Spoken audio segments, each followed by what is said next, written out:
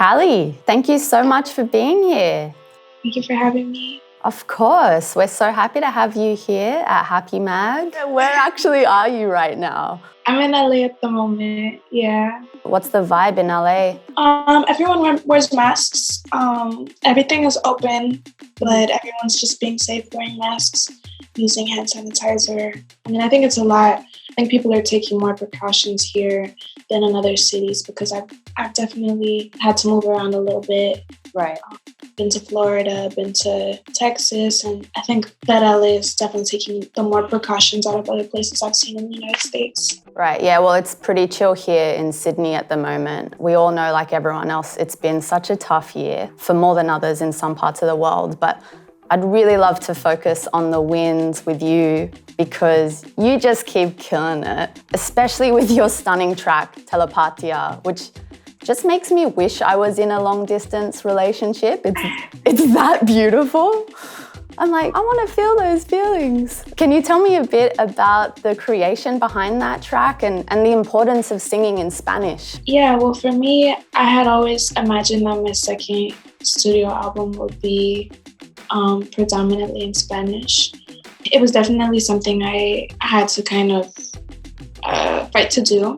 I think what's really special about this song in particular, and all the songs on the album, I really didn't make them to be, I guess, mainstream in today's music. So a lot of people, wanted me to put like reggaeton drums on it or speed it up or, do certain things so that it would be accepted on Latin radio or in these spaces that help push it into top 40 and whatever. And we've been able to do it anyway, just with it being the way that it is. And I think that that's really special for me because not that I was expecting success, but the fact that it came just from me doing what intuitively I wanted to do and not following the rules of what is typically expected of Latin music. I think it really makes a lot more room for other artists. And I also find it really special that also people, in places that normally don't listen to music in Spanish, like Ireland or Asia or anywhere else that they're listening to Telepatía, it might help open doors to other artists that sing in Spanish or to, just them having, being more open-minded to music in other languages in general. Because when I was a kid, I used to listen to music from all over the world in all types of languages. And so as a music lover, I never really understood when I first came into the music industry and I realized that there were all these boundaries and rules and the business side of music. I was just really confused because I was like, well, why would this be hard? I don't get it. I just didn't get why there were so many rules. Music and art should be free. It should be limitless. It should be boundless. And creativity should just be an expression that comes from your soul. You shouldn't be in the studio like, I'm going to make a hit today. I'm going to make a hit. Or trying to like chase this standard of what people expect a hit to sound like. So that's why it was really important for me to do whatever I wanted to do with the album, to create freely, to not expect anything from it. Even like when I first started making the album, I was told that it was actually in my contract that a Spanish language album wouldn't count towards my contract. Only music in English would count as an album in my contract. So all of those things are very discouraging as an artist, of course, but I just had to keep pushing and fighting and doing what I wanted to do. And so that's what's the most beautiful to me is I just hope that other artists, no matter what language you speak or no matter who you are, could maybe look at me and my story and feel inspired. It's beautiful. So yeah. That's awesome.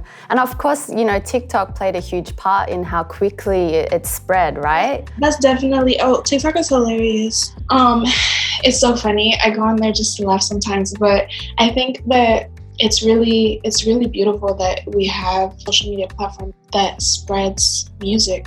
Because essentially you don't really need, of course, all these other things, radio play and things like that. Telepatía is getting radio play now, but there's no like real push besides like people just wanting to share stuff. The only downside I would say to TikTok is just people specifically making songs for TikTok to try to blow their songs up. I think that that's just terrible. But when things organically happen, I think that that's really special. And I want to thank my TikTokers. That's what I was going to say. Absolutely. Yeah, I think it's just something that, like you said, it comes organically. And if you're trying to make it happen, I think like people can see through that. Oh yeah, it's very obvious. There's just so much music that is particularly targeted for TikTok, or just to be very simple and catchy. And I think people just assume that certain formulas just work, and sometimes they do. But just because a song blows up on TikTok doesn't necessarily mean that the song is gonna get big. And so that's why when I first seen Telepatía blowing up on TikTok, I was like, whoa, cool. I was like, this is cool and exciting.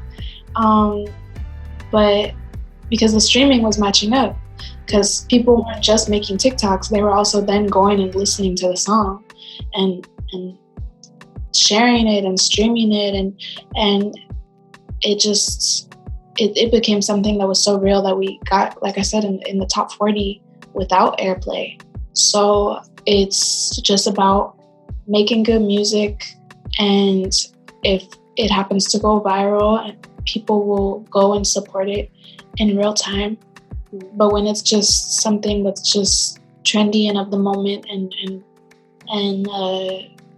made just for TikTok, it will probably just stay on TikTok. Well, I mean, everything you touch is beautiful, so it's not surprising. They say in Arabic, they say mabruk, which means like congratulations. So I'd like to say mabruk to you for Telepatía, because it is just so beautiful. Which kind of leads me to my next question, because I know a lot of artists out there feel really conflicted when they're constantly described or introduced or pigeonholed by their heritage or identity. Yes. Is that something that you embrace in some ways and shudder at other times? Or you're proud of who you are, but it's not all you are? No, exactly. It's something, honestly, that I've really struggled with, especially not with my personal identity, but as my public identity, I guess.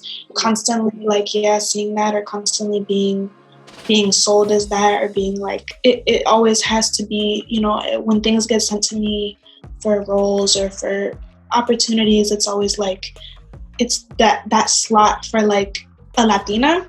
Even before I dropped this album, which was predominantly in Spanish, even when I just had an album that was just English, I had one song in Spanish on there, but still everyone was calling me Colombian American artist, Colombian American artist, Colombian American artist. It's cool because yes, I'm super proud to be Colombian and American. I have dual citizenship, which is also something that people really don't understand. People be like, what does Colombian American even mean? How can you be from two places? Like, a lot of people don't even understand what dual citizenship is. So it was like a blessing and a curse for everybody to be saying that, because it's also very much like I never felt like fully accepted in VA or in Colombia, because I'm not like entirely enough of either. I don't know. It definitely crossed my mind before, where I was like, I wonder if really that's hindering me, because if I was just, let's say I didn't even show my face, which I actually thought about doing when I first started making music. I didn't want to show my face. I feel like people can't really see past a lot of things, or they get very hung up on your identity when it comes to like race politics, or your ethnicity or your sexuality. It's like so like everybody's obsessed with identity, and I think as an artist sometimes it's very limiting, because I want to be able to get presented an opportunity for a cosmetics line and not have it be just this, like, it's very obvious, like, oh, for this campaign we wanted to highlight ethnic diversity, and we wanted a Latina for this particular thing, or for this role we want you to read for. It's a spicy Mexican mommy doing this. Yeah. It's just kind of always the same things. It definitely gets exhausting, but I feel like it just came to the point where I just kind of accepted the fact that this is just the world, I guess, that we live in. The world is obsessed with identity, and, you know, people have arguments and discussions all day about, you know, whether I'm more this or more that, or, you know, my skin or where I grew up and where I was born. And it's just like, yes, it's very exhausting, because I wish people would just listen to the music and take the messages that they take from the actual art and not focus so much on all of that other stuff. But I guess it's just the world we live in is that way. I think you're doing a beautiful job, and you are so refreshing. I've watched so many interviews with you, and I feel like you're always so calming. So it's really a breath of fresh air to feel that today. And before we wrap, I've seen that you're so big on energy and keeping it centered. I know there's no easy trick here, but like, how the fuck do you do that? Especially with everything you just said, you know, just to keep it. I was just talking about this earlier, where I was saying that I think a lot of people think that spirituality is centered around constantly being peaceful or happy or smiling, and that's not necessarily true. Everyone's spirituality is different, just like everybody's religion. The most important thing for me personally, in regards to that, is just constantly just speaking my truth, being honest, being transparent.